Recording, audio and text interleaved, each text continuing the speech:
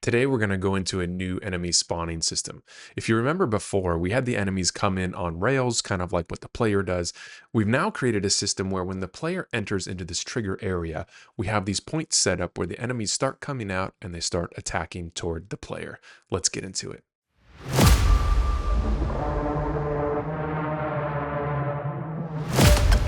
All right, so this setup was actually pretty complicated. I'm going to run you through some of this. Hopefully you can glean some of this information. What we had before, if you remember, we had this enemy wave system, okay? And in that, I'm going to turn this on here. We actually would set up all of the enemies here. You can kind of see them here in the scene, and we would move them around into different positions, and then we would send them on the rail in the timeline if we went to this master timeline, so you could see where these enemies were going at any given time here. We kind of had this control track where they would move. Well, we're no longer doing that. And the reason is I felt like, it's, a bit complicated. You could do it. We did it for the player, but I wanted to be a bit more dynamic and interesting so we could change the amount of enemies that were coming at the player, the speed, the way that they attacked enemies or the player, etc. So how did we do that? Well, we created this canyon spawner, okay? And in this spawner, you can see here, there's kind of this larger trigger point, okay? Now that trigger point is basically just a box collider. You can click that and kind of adjust where it triggers, high or wide or however you want. And then we have the spawn points inside of that, okay? And you can create more points here, but the idea here is that these are where the enemies are going to come from. So this is that initial canyon that we kind of turn into. So you can see here, I've got these 3 enemy spawn points. I'll move them back just a little bit. And the player is going to come through this area to basically interact with these enemies. Now, the audio is kind of set up in a way that this happens at the right time. It could be a little bit better. I may move them a little bit further down the canyon like this and maybe here. What you got to be careful with is this spawn point. If it's in a wall, obviously they won't spawn, right? It'll kind of trigger a problem. So those are my spawn points. Let me show you the code a little bit. And if you want to pause and kind of take a deeper look into this code, feel free to do that. It's a little small, so I'll try to zoom in for you here. Let's see if we can minimize that.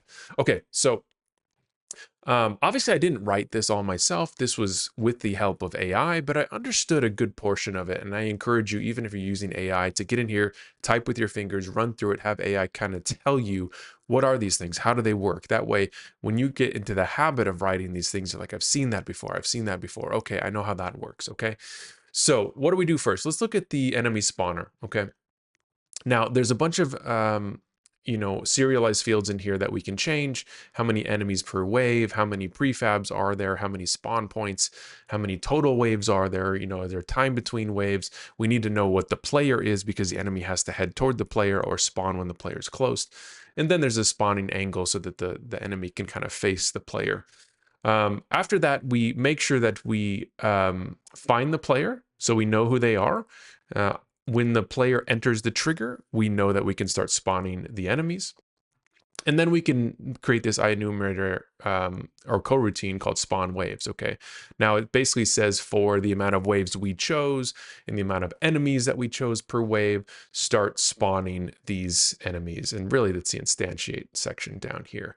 A lot of these other ones are just making sure that they're looking toward the player. Part of the problem that I ran into is that these enemies would spawn and then they'd kind of just like run straight through the terrain toward the player. And it's not great. Or maybe they'd follow the player, right? But the player's on rails. And so the enemy's coming after you and you can't really turn and attack it. So we had to think of those things a little bit and adjust these. And then let's go to the flying enemy. So this one's a little bit more involved, but I wanted at least a few different states. So there's an attack, there's an idle, there's a disengage. Disengage is mainly so that if you fly by an enemy, you didn't get to kill it, the enemy doesn't like re-engage you. It kind of just flies straight away. Okay. Anyhow, we can adjust their movement speed, turn speed, orbiting distance, which is when they come to attack you, they don't come right in your face. They kind of orbit, a little bit away. How long it takes them to attack, how much idle time they have, max engage distance, meaning if they're moving further away from you, when do they turn and attack you? Or if they're so far away, do they actually attack you? This should probably be a little bit lower. Yeah, that way they don't engage so far away. And then there's an obstacle, this is all terrain avoidance here, obstacle check, distance avoidance, strength. So there was a complexity in that the enemy wants to attack you, but it also wants to avoid the terrain. So it's kind of fighting each other. It was like, I want to attack you, I want to avoid terrain. And you can kind of see in some of these here, you can see it jittering and doing that. Okay, let's go down a little bit. So in the start, we obviously got to find the player so we know who we're attacking. And then we need to make sure, let's say if there's no player, yep, we need to return. There's a max engage distance if they're too far away. So this is basically everything we talked about. If you're behind the player, stop chasing them, and then avoid obstacles, which is kind of that method down here, which looks like it's way down here, which, make sure that you can see the obstacles, kind of ray casts into the terrain. It says, oh yes, there's a terrain there, move. Then there's a retreat forward. This one, if the enemy goes past you, as I mentioned, they will continue going forward instead of turning around and attacking you from behind. Orbit player is where they could all come at you and kind of orbit you. If they were going to shoot you, they're not going to run right into your face. And then, of course, they just need to move toward the player in general. This one here this is a draw. It's a ray cast. That way you'll see in the editor when they're moving, they have these kind of red rays that are kind of shooting around. That's so that they can find the obstacles. Okay. That's pretty much it. We do have a switch statement here so that you can switch between states if they get too far away or too close, etc. So not too easy to figure out, but fun to play with. Let's take a look here. I'm going to mute the game and we'll take a look while it's playing through to show you where these enemies are going to spawn. And then we'll create a quick prefab and prefab variant, because there's a lot of areas that we still want to put these enemies, right? So this is right through this canyon. You can see if I highlight the player here, let me minimize the timelines. We got the player rig. There you can see the whole player rig is coming at us. And down here, you're going to see these enemies start to spawn in and start to go toward the player and attack them. There you go. There's the ray cast. You can see some of them are already going through the terrain, which is not great. That's something we can probably figure out at some point in time. But there you go. Now they have passed them. As the ship goes far enough, they should fly away. Yeah, now they're going straight because they're not going to try to hit you from behind. Okay. So obviously, clearly, there's things that we can fix. We may not fix them right here in this video, but what I'm going to do is I'm going to take this canyon spawner. I'm going to go into my project here, and I have these prefabs, okay? Now I'm going to drag and drop this. Before I do this, I'm going to rename this canyon spawn, if it'll let me rename. Here we go. It doesn't like that. Okay, try again. Third time's charm. Canyon spawn. Maybe we'll call it spawn base. Okay. I'm going to drag and drop this directly into my prefabs. Now we have it prefab. I'm going to right click. I'm going to create a variant. Prefab variant. Okay. Now these are the ones I'm going to reuse here. Canyon spawn. Let's see. Canyon 2 maybe. This one we're going to put right around the corner. So let us minimize this and pop it in. Okay, I didn't want to go into the edit of that. Let's zoom around this corner because we're going to have some more enemies that we're going to fight in here, right? Drag and drop it there. Now you can see immediately that we have the trigger area. This looks okay, actually. You can see once they finish fighting the other enemies, they're going to come through this trigger area, and we can have a few more spawn points. Let's see where the spawn points ended up to begin with. I'm going to drag it up under this one, and let's check. So they're a little bit further down the canyon. Actually, they're in the canyon itself. I do like that they're kind of hidden over here. So let's see what that looks like. I want to make sure that they're not in the wall, because then they won't spawn and we'll have a bad time. Okay, and let's zoom it up a little bit. Probably want to come a little bit closer to us. And now obviously I'm selecting all three of these. So it's going to be 3 different spots. So let's maybe get a top-down view so we get a better idea here. 1, 2, 3. This one maybe move in a little bit so it's not by the wall. So they're all pretty close together. I may move some of these back like that. Maybe one of them can come forward. Maybe it's this one since it's already up front a little bit.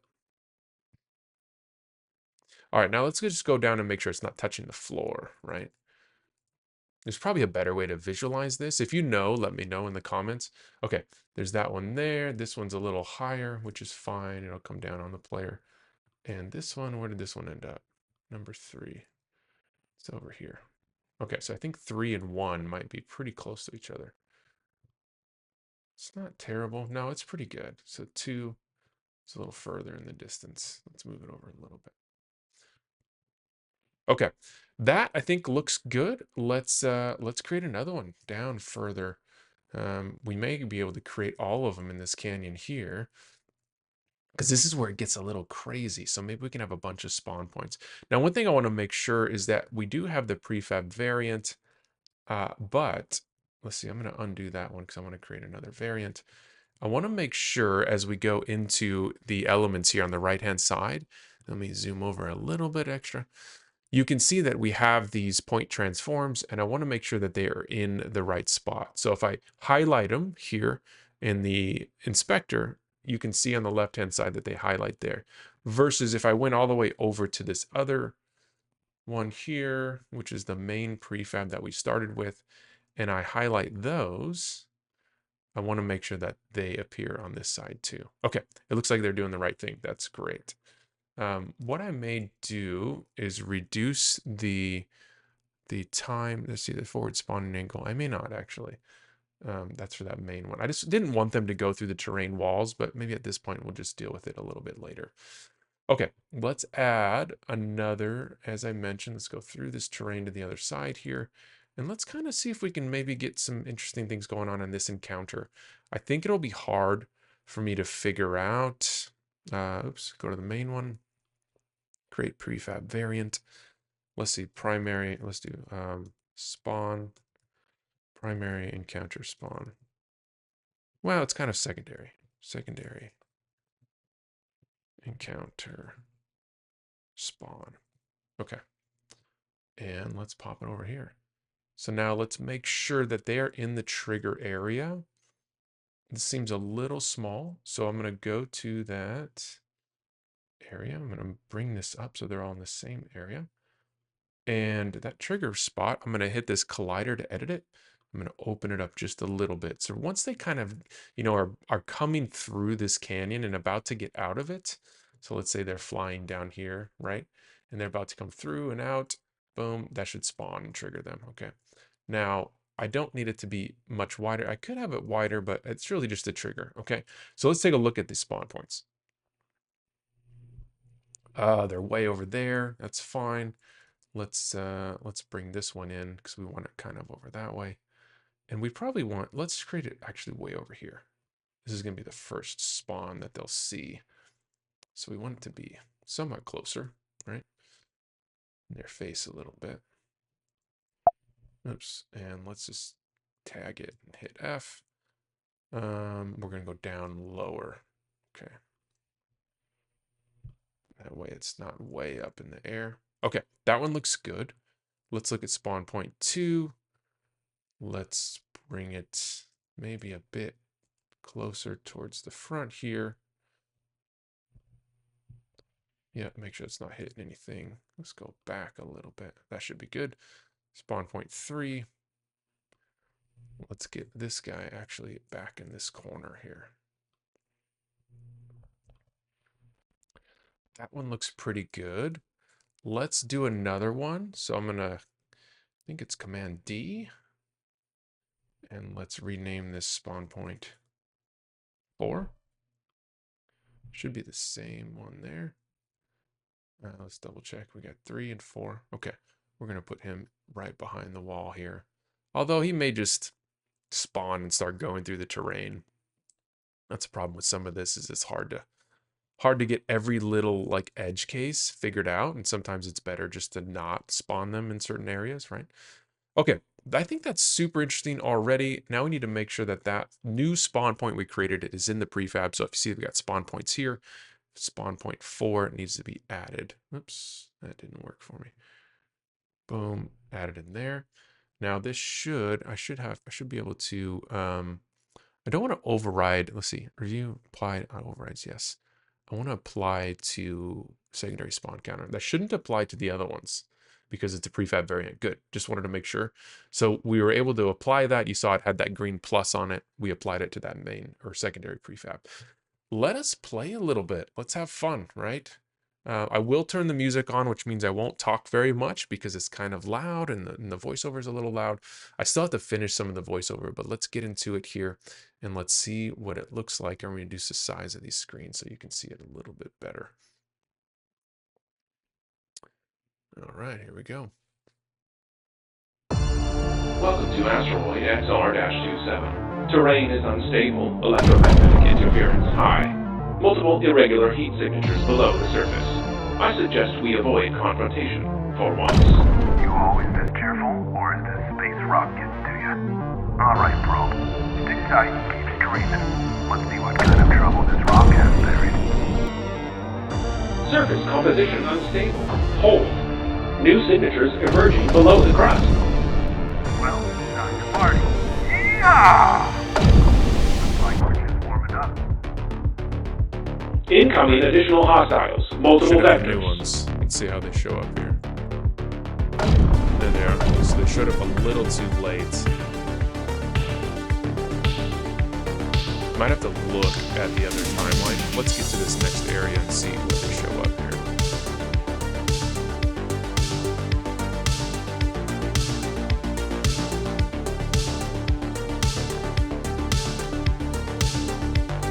There we go. So we hit the trigger. Now they're coming after us. Oh, one ran right into us through the wall. Welcome to Oh my goodness. Did you see that one just beam us from the wall? That was amazing. Okay, so there's still a lot that we can do here to adjust this. One thing that I do want to do, let's take a look at that one canyon spawn area here. I think, trigger was fine. I didn't like where they came in generally. I think because they still come in through that wall, right? Which is just, it's not great. So if I move them forward a little bit, I think that will help. If you remember last time we kind of moved them back and around the corner. But the other problem was, I think the trigger for the second canyon, let me fix this one first for these spawn points. I'm going to move these forward so that they generally try not to go through the canyon wall to attack me. I'd rather have them appear a little bit faster and attack me in a different way. Otherwise, they're just going to come straight through the canyon. Okay, that's far enough. And this one, let's move it this way a little bit so that it maybe has time to go around that canyon wall before it hits us. Now, the trigger for the second one, if you noticed, was a bit late. I think I was right here, and then that one trigger spawned right on top of us. So let's open up that trigger. I'm going to go to the box collider. I'm going to open it up this way a bit, and mainly going to open it up this way. There, that way when I come right around that corner, they're going to already start spawning, okay? And then we might have to do the same for these other ones, although we got annihilated right through the wall. That's going to be hard to figure out how to change. Let's do this and figure it out. Okay. So how do we change that? I think we just have to move that spawn point from those characters we probably have to create a secondary spawn point. Like this is probably no good. Let's move it out that way. This one as well, no good. Let's move it out towards the center here. That way, hopefully if they come at us, maybe we'll be in there already, or maybe they will move, into the canyon or something like that. If not, what we will do, and we'll just look at this one more time from the scene view.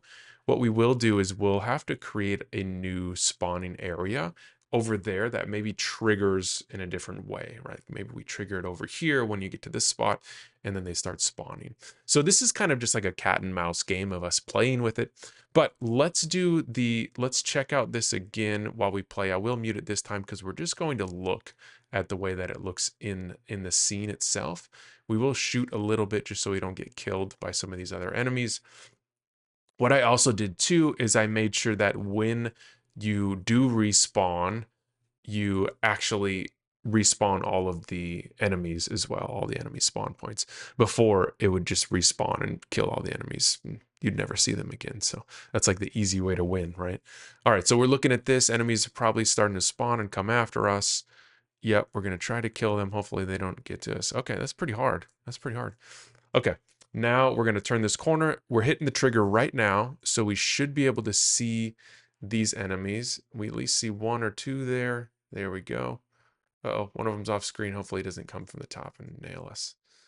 Okay, now we're coming to this secondary scene. This, oh no, he's trying to nail us right. He did. Oh gosh. He nailed us from behind. Okay, let's see if these guys spawned again. I don't know if they're all set up to spawn again. They should. It looks like they are. Okay, good. So I don't know how we're gonna avoid those other ones nailing us from behind. Maybe we just have to kill them, right? Maybe we just don't have a choice. You just have to annihilate them. I could just adjust or turn off that one. I don't know if it'll work right in this scene here, but we'll try. We'll see what happens. It must have, I wonder where it came from. Let me know if you know where it came from. We missed a couple of those enemies, which is fine. Let me know if you know where those came from. So we see this one here. We can see some of them shooting. So they're coming up is what it is. So they're probably following. And this one I don't even see, so it's probably too high. They're coming from behind, which is not good here. So let's fix that real quick. So this second area, I don't know why. I think actually what's happening is they are appearing. We're going to turn this off. So we're going to have to adjust that. What they're doing is they're appearing on the other side of the canyon. They're seeing me. They're going through the terrain wall.